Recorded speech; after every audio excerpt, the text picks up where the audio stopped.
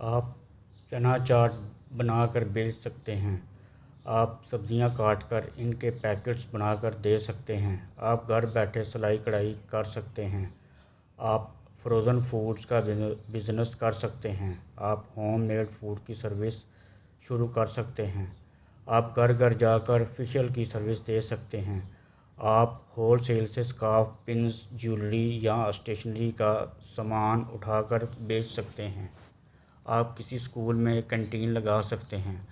آپ اسائنمنٹس بنا کر کما سکتے ہیں۔ آپ گھر پر لوگوں کے کمبل دھو کر دے سکتے ہیں۔ آپ کیک بیک کر سکتے ہیں۔ آپ کو اگر دوسروں سے مانگنے کی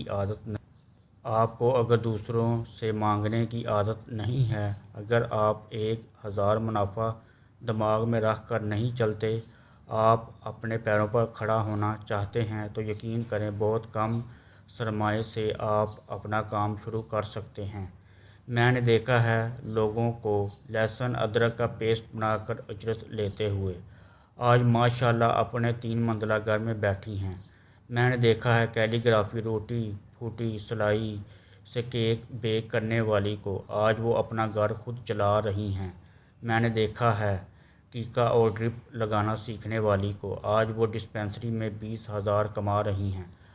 ہزاروں مسالے ہیں، آپ میں صرف ہمت ہونی چاہیے، آپ میں صرف لگن ہونی چاہیے۔ اپنے بچوں کو قابل بنائیں، انہیں ہنر سکھائیں۔ آپ کے پاس قارون کا خزانہ ہے تب بھی اپنے بچوں پر مالی بوجھ ڈالیں، انہیں مزدور نہ بنائیں، اور یاد رکھیں کسی کا 1000 2000 آپ کے چولہے کو گرم نہیں رکھ سکتا، آخر میں اپنی لکڑیاں خود ہی جلانی ہوتی ہیں۔